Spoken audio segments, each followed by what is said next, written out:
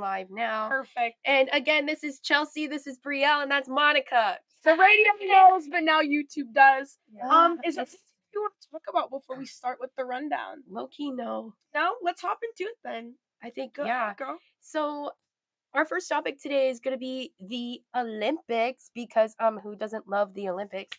Um the schedule for the Summer Olympics, which is happening in 2028, which soon will only be 2 years from now because we're nearing the end of the year, which is crazy. Which is insane. But it dropped on Wednesday. It is now Sunday, but that's okay. So I just want to, I guess this could be our like fun little question, just like, I don't know, if you could choose any women's sport to headline the Olympics, what would you guys choose? I could start. I remember last I don't know which Olympic cycle it was, but there was one female Brazilian skateboarder. Oh, And she was so like just cool. You know, like there's some girls that just that like emanate essence. coolness. Yes. And like her coach was like her older brother. Oh, And it was just really? like very like sibling dynamics. It was very cool and like chic and yeah, I would pick women's skateboarding. That's what I would pick.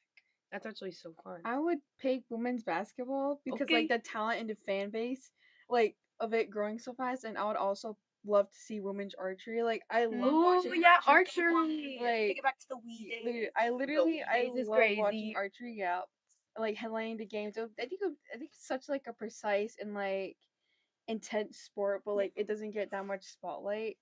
So yeah, I really like archery. I would love to see that headline. Low key, gonna go with breakdancing.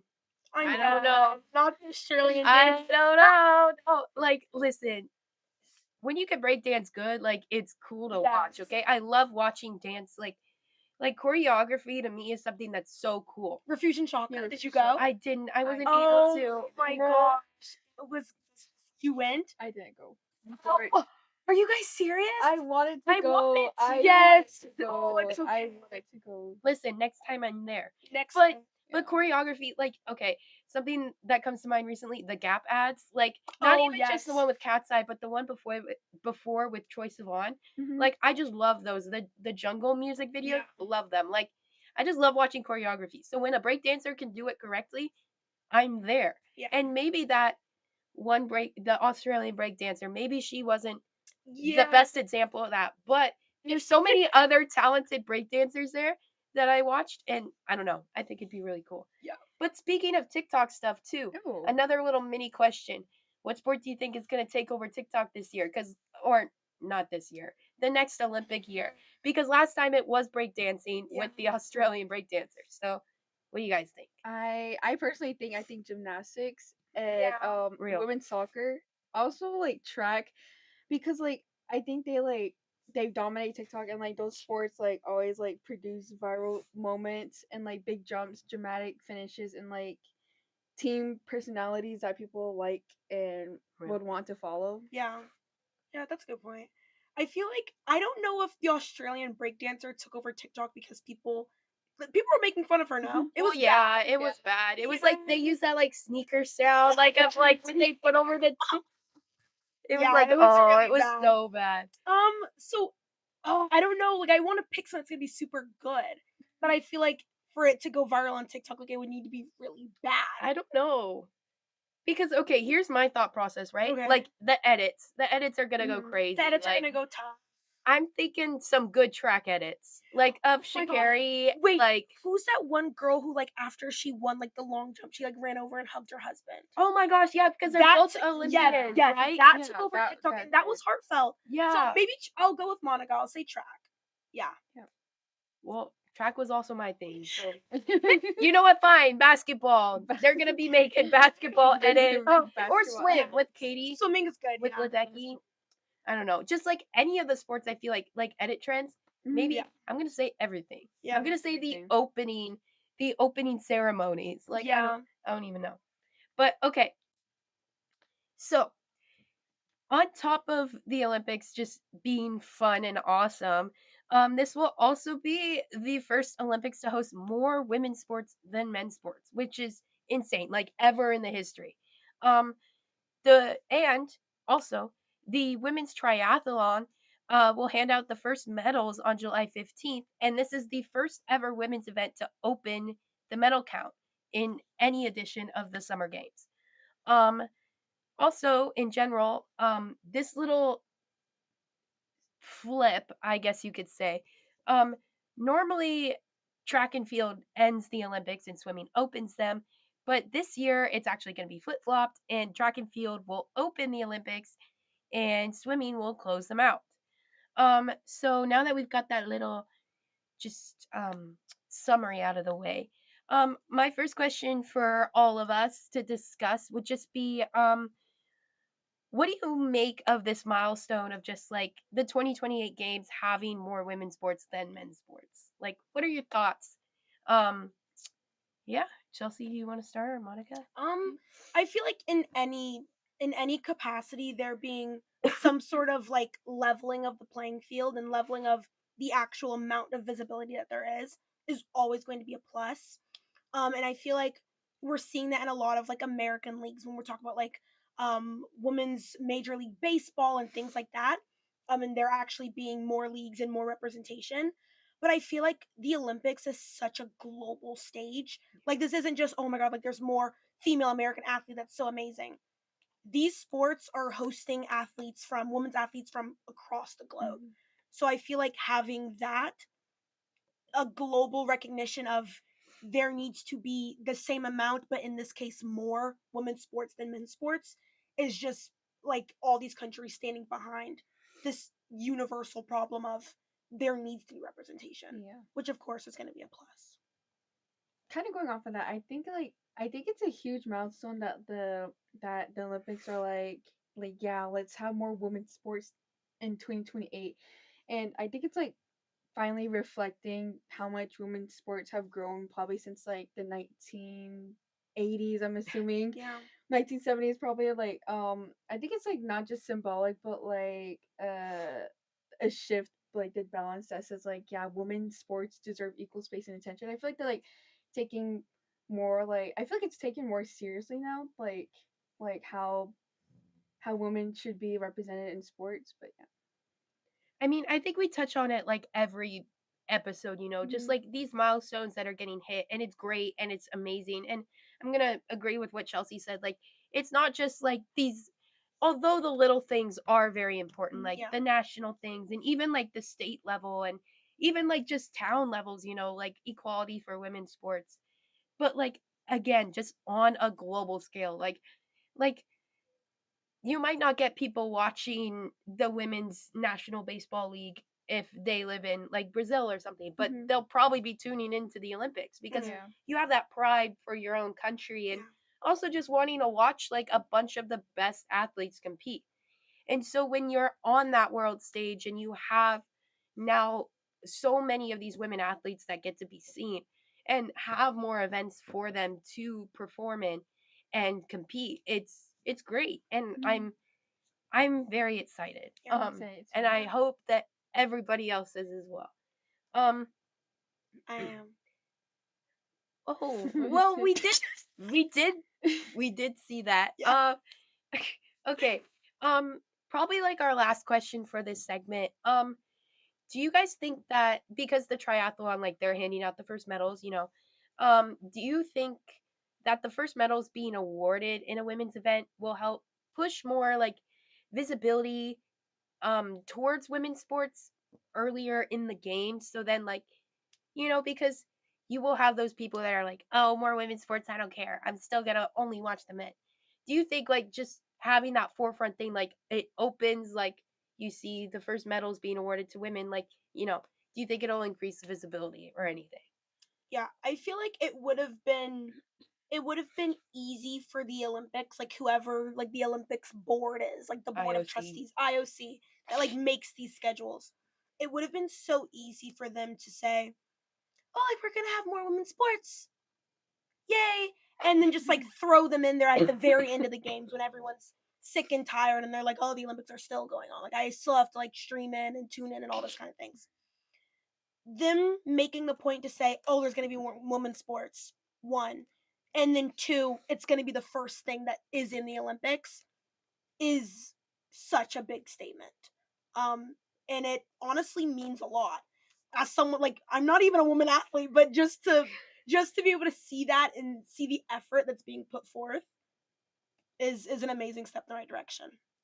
Yeah, absolutely. Like I think like when women like have the open medal count, like I think it sets a tone for the entire games. Like that it tells the audience to like pay attention. Like from day one, that women will be, I would say, like running the show in a way. Yes. Like it's like I think it will start from like a small structural change that creates a big perception shift. Like people be like, I feel like it would be like more of like I wouldn't say promotion, but like more, yeah, more visibility. Like, oh, women are actually playing this sport. Like they have more sports than we thought of or something.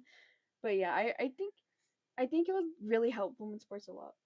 Yeah, Yeah, I agree.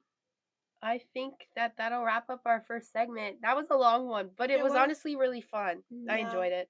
I think it's always important to highlight the small things. Like it's so easy to just be Yeah. like, oh, like this like major incredible thing happened. Well, I guess this is a big thing. It's the Well, Olympics. well, yeah, but like Yeah, it's not happening for another yeah, 2.5 years or yeah. so. So So we'll see what their big moves they make. yeah, There's time. yeah, there is plenty of time. Yeah, And what athletes will participate, what won't. yeah, I'm pretty sure the teams are being like made.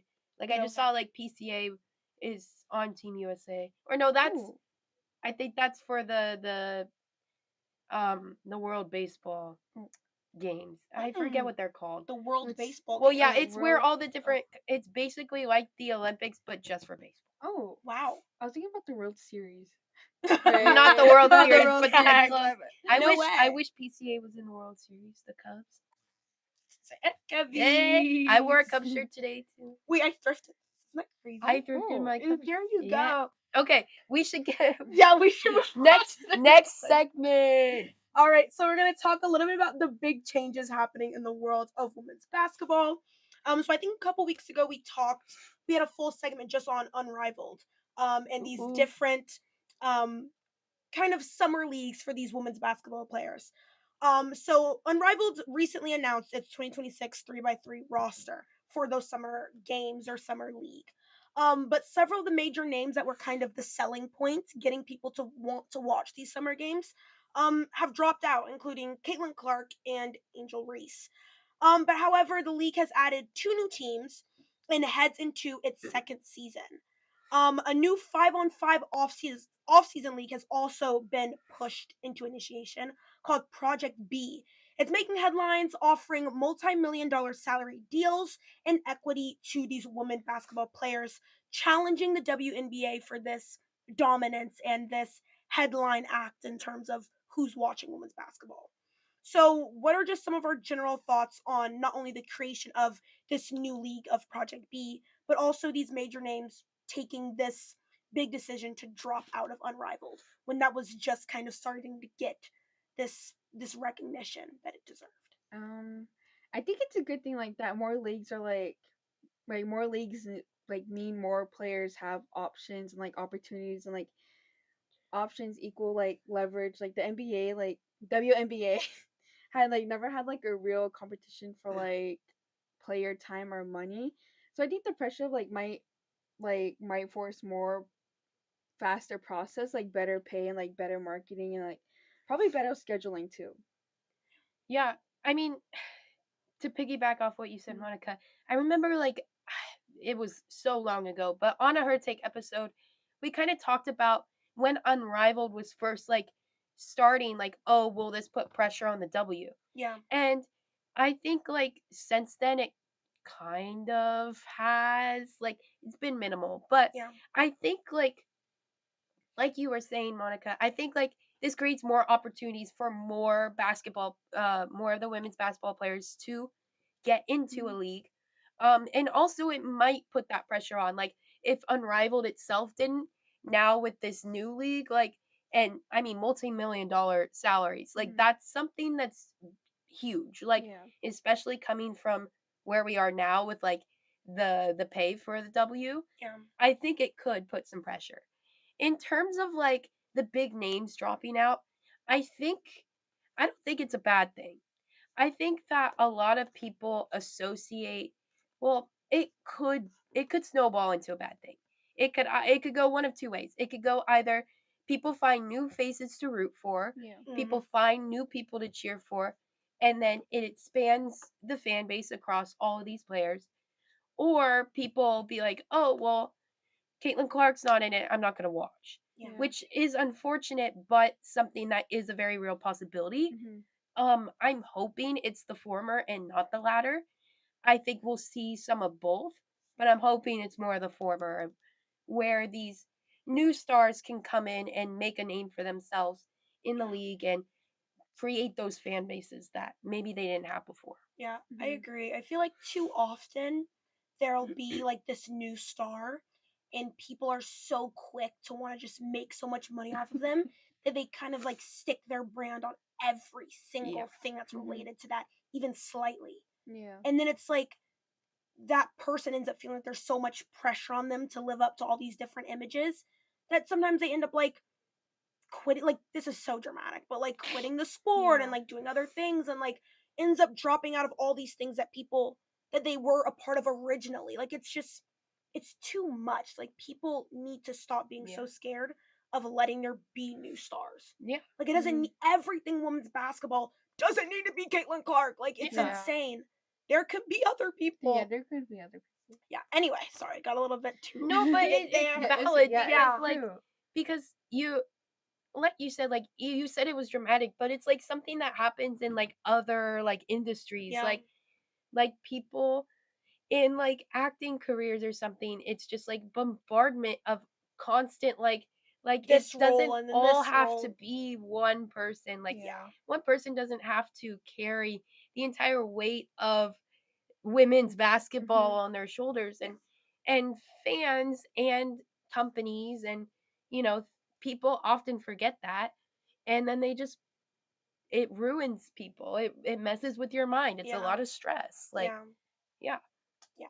And then so last question. I know we kind of Brielle kind of talked about it a little bit, but do we feel like we're in a moment where with all these different leagues that women's sports are going to be given more leverage, more of a chance, or like will they not um be given more of a chance to actually make a difference in terms of what they want in a league, what they believe they deserve?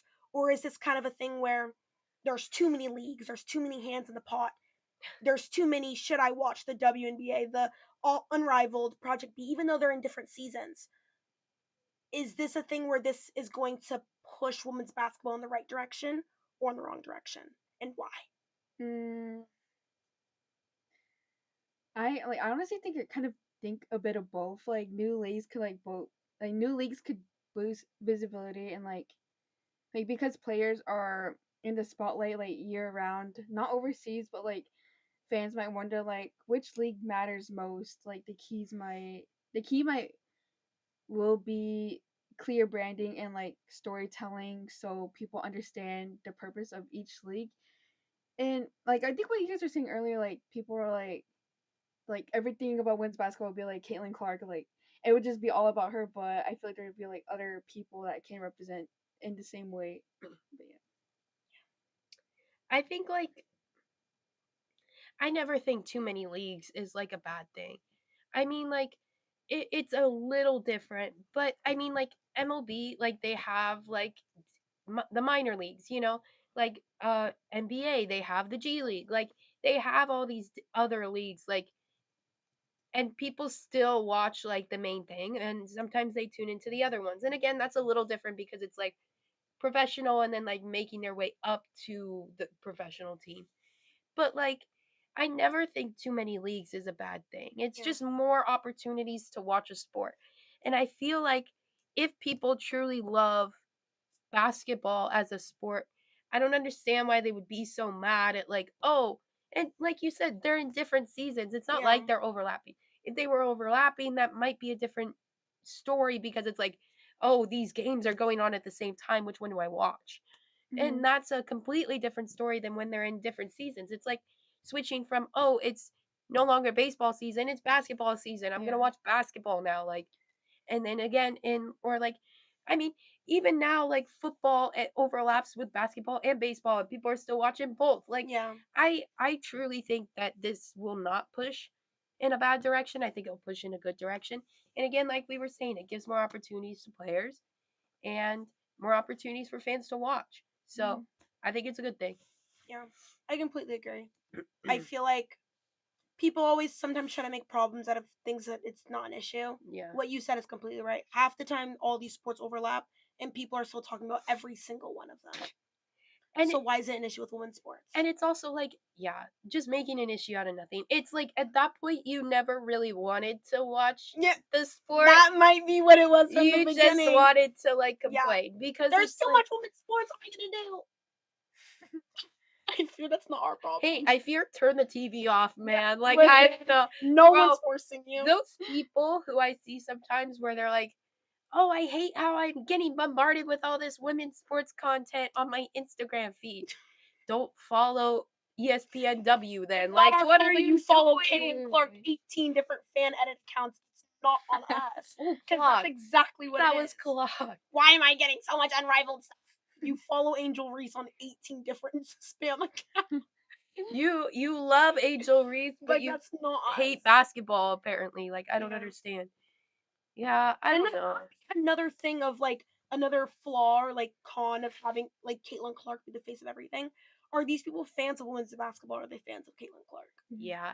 And that's what I was saying before about like how it might be like a bad thing if she's not in Unrivaled because then those like stands, I'll call them, won't watch it because they're like, oh, well, she's not there. She's not my in it. queen Clarky isn't there. She's off playing. She's off swinging the golf club. The golf club. The club. Thank you. I was like, I was like this. Oh, I got this. I got this stick. I don't know. I'm not a golf person. I did have to write one golf article though, and that was low key crazy. But yeah, we have a men's golf.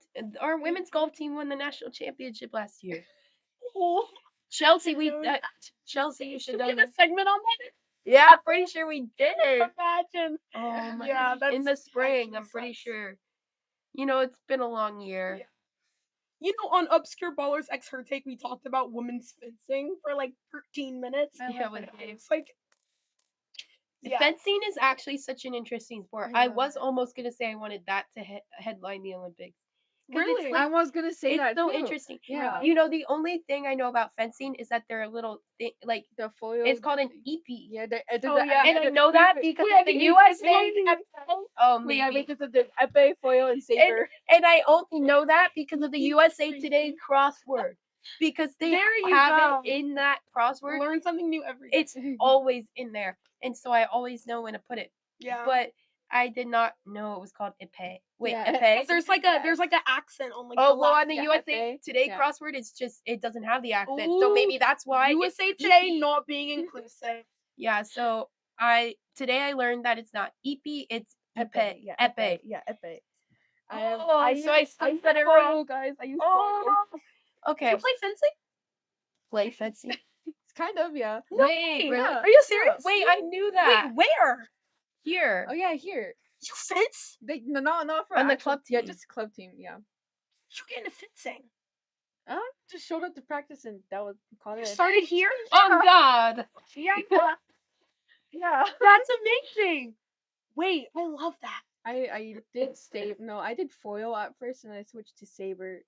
But yeah, these are like the different the different weapons. Yeah, right? yeah. Different weapons. Yeah.